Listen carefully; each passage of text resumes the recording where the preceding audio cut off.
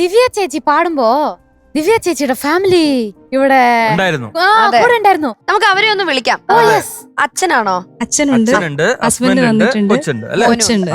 അപ്പൊ എല്ലാരും എനിക്ക് ഒരു വേദിയിൽ ഇതുവരെ കൊണ്ടുവരാൻ കഴിഞ്ഞില്ലായിരുന്നു. അപ്പൊ ഈ വേദിയിൽ എനിക്ക് ഇഷ്ടപ്പെട്ട പാട്ടാണ്. അപ്പൊ ഈ വേദിയിൽ തന്നെ വരണം. എന്താണെന്നറിയോ, നിങ്ങളുടെ ബേബിക്ക് എത്ര വയസ്സായി? 1.5 വയസ്സായി. 1.5 വയസ്സ്. അവിടെ ഡയറക്ടർ ക്ലാപ്പ് എന്ന് പറഞ്ഞാ ആ ബേബി ക്ലാപ്പ് അടിക്കുന്നു.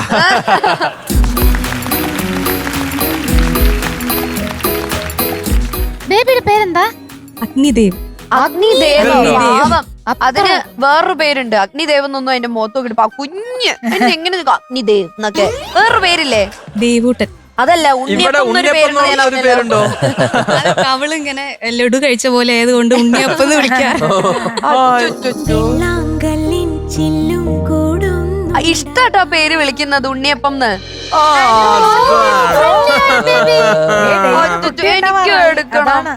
എനിക്ക് എടുക്കണം. എന്നെങ്കിൽ ഓടിവാ.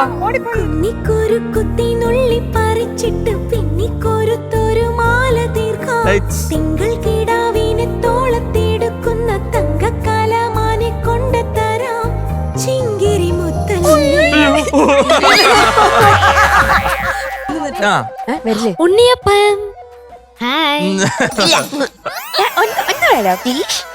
എന്റെ അടുത്ത് ഇല്ല, ആരുടെ അടുത്തും വരില്ല. അതെങ്ങനെ ഡെയിന്റെ അടുത്ത് മാത്രം? അതെ, ഉണ്ണിക്കറിയാലോ വല്ല പഞ്ഞം. ഒരു പാട്ട് പാടി കൊടുക്കുക ബേബിക്ക്, അപ്പൊ ചെലപ്പോ വന്നാലോ. ഉണ്ണി വാവാവോ പൊന്നുണ്ണി വാവാവോ ഉണ്ണി വാവാവോ.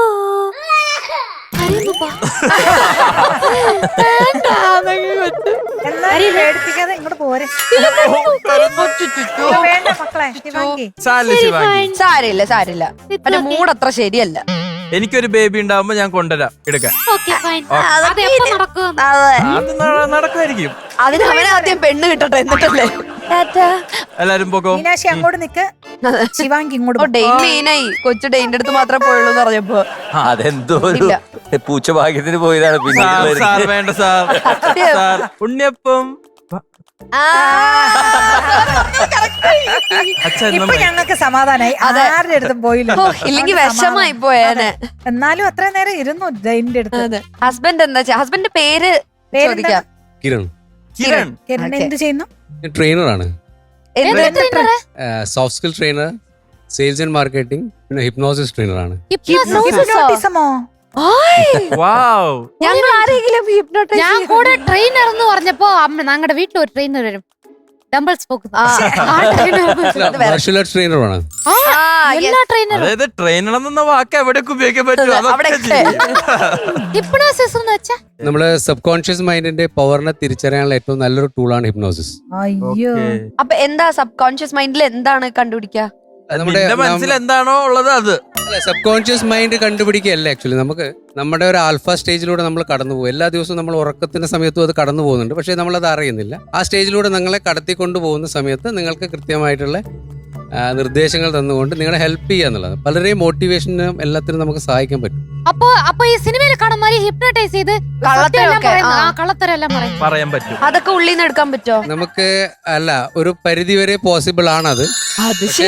നമുക്കത് കൃത്യമായിട്ടുള്ള ഒരു രീതിയിൽ ശാസ്ത്രീയമായിട്ട് ചെയ്യുകയാണെങ്കിൽ അത് സാധിക്കും. ദിവ്യനെ ഹിപ്നോട്ടിസം ചെയ്തിട്ടുണ്ടോ? വീട്ടിൽ പരീക്ഷിച്ചില്ല. ദിവ്യയുടെ ഒരു അവസ്ഥ, ഞാൻ ഉറങ്ങാറേ ഇല്ല. ശരി, അച്ഛൻ എന്ത് ചെയ്യുന്നു? അച്ഛൻ ഡ്രൈവറാണ്. ദിവ്യയുടെ അച്ഛനാണോ? ഓക്കെ, ശരി. അച്ഛന്റെ പേര്? അച്ഛൻ ആദ്യമായിട്ടാണ് അല്ലേ? അച്ഛനും ഹസ്ബൻഡും ആദ്യമായിട്ടാണ്.